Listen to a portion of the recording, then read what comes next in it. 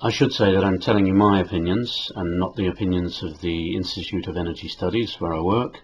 Of course, nobody knows how oil prices will move in future. That's the way that commodities markets, including the oil market, work. I can tell you the opinion of someone who knows better than me, which is Bob Dudley, the chief executive of BP, the big oil company. Dudley said on the 3rd of February that prices could stay at much lower levels for, quote, several years.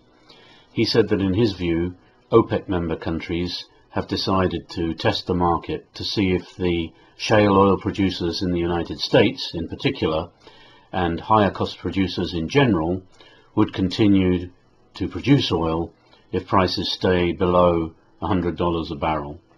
Dudley was quoted as saying that he'd spoken to officials from the OPEC countries, and he said what they seem to be saying is that the world has developed high-cost oil in the US and some in Canada, and why should they, the OPEC countries, be required to shut in their low-cost production to allow more and more high-cost oil to come onto the market? They do not want to give up market share to high-cost oil if they don't have to.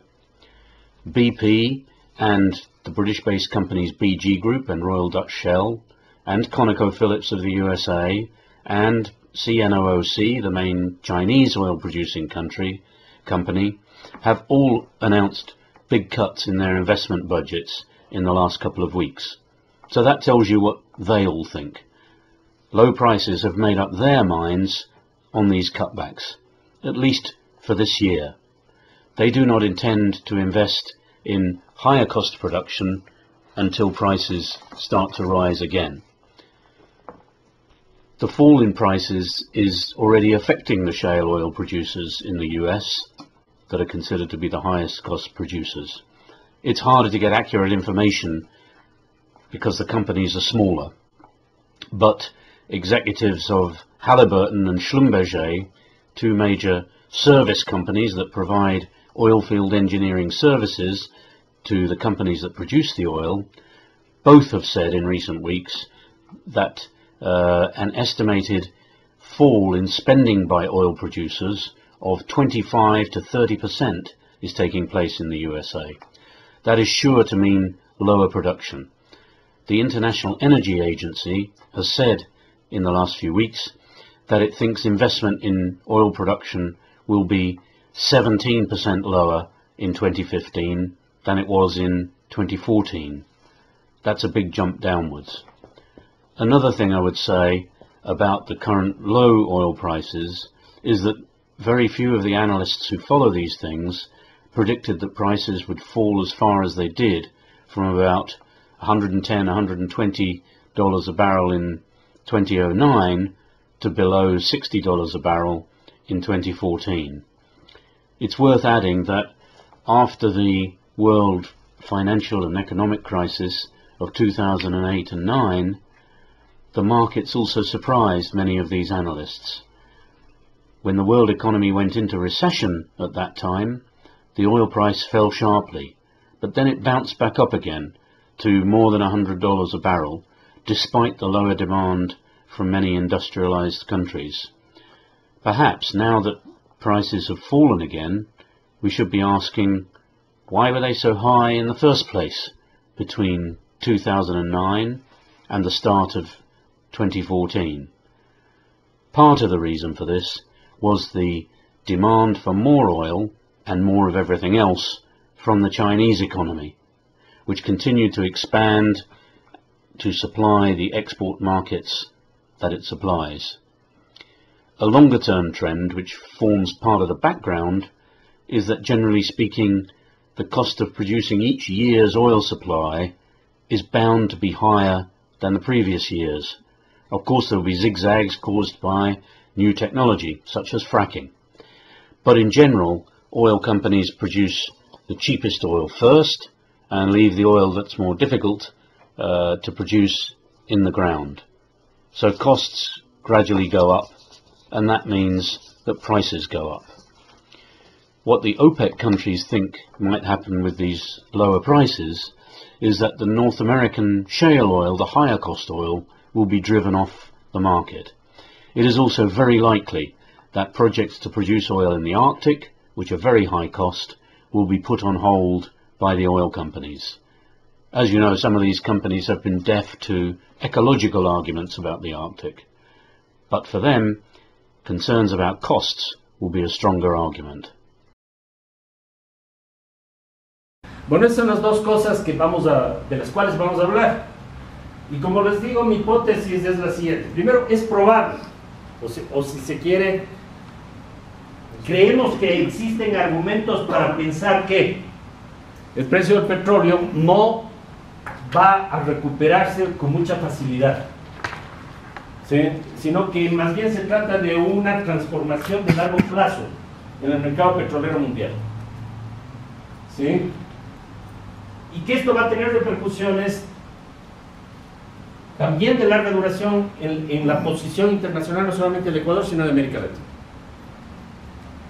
Por consiguiente, lo que diría yo, hablando de otra forma, es que estamos en el fin de un periodo que comenzó en América Latina en el 2004, y que ha durado 10 años, de bonanza económica, ya vamos a ver por qué, y estamos entrando en una crisis que también puede durar otros 10 años o algo así para toda la región. Y que por consiguiente debemos tener conciencia de que ese cambio es un cambio histórico.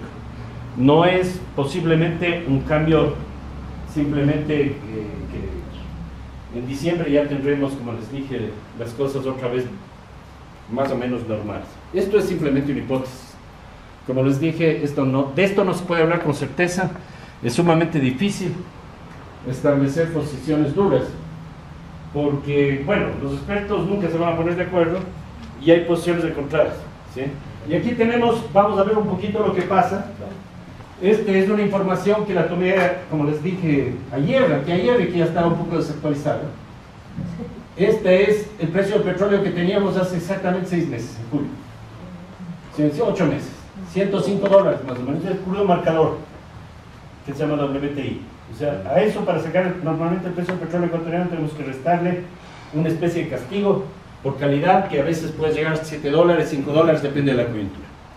Pero esto nos da una idea de por dónde van nuestros precios.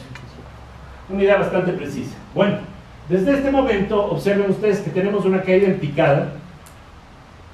El dato de anteayer era $50, ahora estamos en 48. ¿Sí? Entonces hemos pasado de 105 a 48, y para el caso ecuatoriano, digamos, de 100 a tal vez a 42. ¿Sí? Entonces hemos perdido más de la mitad, y si a eso restan los costos de producción, entonces en realidad el margen de utilidad que queda se ha reducido tal vez en un 60 o 70%. Y esto es bastante importante. Esto ha ocurrido en un periodo de 6 meses. Pero la pregunta, les decía, ¿se referirá solamente al petróleo?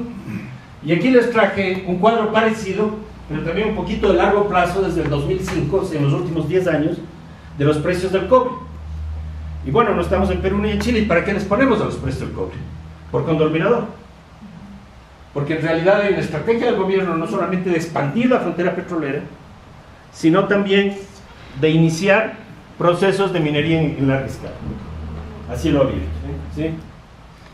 Entonces, la pregunta es una pregunta más teórica. ¿Cómo se forman los precios del petróleo? Entonces, la respuesta sería: los precios del petróleo no se forman de una sola manera, sino que dependen de un acuerdo que es económico y político entre una cantidad importante de grandes actores internacionales. Y ahora vamos a entrar un poquito a ver cuáles son un poco los mecanismos de formación. Es una hipótesis que está basada en un artículo que leí recientemente. Les puedo pasar el artículo si ustedes tienen interés. No tenía gráficos ni nada de esto, pero yo hice una interpretación gráfica para mostrar un poco este problema de la formación de precios. Hay varios tipos de productos en el mercado mundial. Hay productos perfectamente homogéneos, por ejemplo este celular. Si todos los celulares que se fabrican, si son Apple por lo menos, son exactamente iguales, al menos para los ojos del consumidor, y valen más o menos lo mismo y tienen más o menos el mismo costo de producción. Entonces es el típico caso de un producto industrial. Pero hay productos donde interviene la naturaleza, por ejemplo la pesca, por ejemplo el petróleo, por ejemplo la agricultura, donde hay enormes costos, llamamos en economía diferenciales de producción. Esto quiere decir que hay productores que producen ese bien muy barato, en el caso del petróleo de Arabia Saudita, por ejemplo, porque tiene un petróleo de muy buena calidad que se saca en el desierto sin mayores costos y tiene el 40% de las reservas del mundo o algo así. Entonces, básicamente se hace un hueco y sale el petróleo. Y no es muy difícil, ni muy profundo, ni muy complicado tecnológicamente, lo han hecho desde hace mucho tiempo. ¿Sí? Entonces, estos son, en general, los países del Medio Oriente, Libia, Argelia, etcétera, tienen costos de producción. Esta línea son los costos de producción muy bajos. El Ecuador puede estar más o menos por aquí. No se trata de poner números, se trata de mostrar una tendencia. Entonces, aquí están todos los productores de petróleo del mundo. ¿Quién está aquí? El que produce a un costo de extracción más bajo. ¿Y quién está acá? ¿A quién le cuesta más?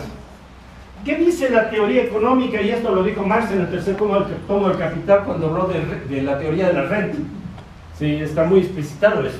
Y los argentinos que son expertos en renta de la tierra, particularmente un economista argentino muy brillante que se llamaba Guillermo Friedman, hizo las bases de esta teoría, que es la teoría de la renta diferencial internacional.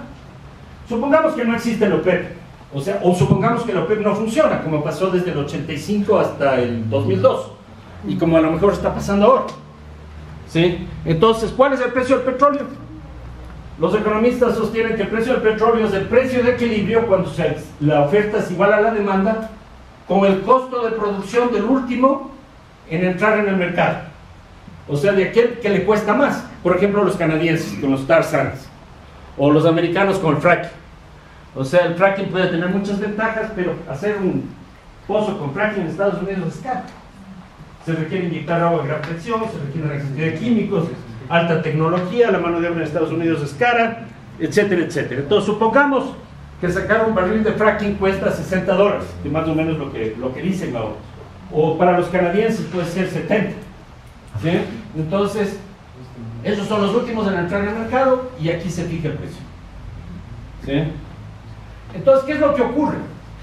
Que hay países como el Ecuador y sobre todo Arabia Saudita que les cuesta esto, sacar el petróleo, y que lo venden a este precio, que es el precio para todos. ¿Qué es esta cosa amarilla enorme? Es una renta diferencial internacional. Eso hace que aparezcan países rentistas. O sea, en el Ecuador vendemos a 100 y digamos nos cuesta 20. Entonces ganamos 80. ¿Sí? Es una ganancia extraordinaria que solo se da en productos de este tipo. ¿Sí? Sujetos, o sea, básicamente productos que generan renta, que pueden ser el cobre, el oro, etc. Hay muchos productos agrícolas que lo hacen.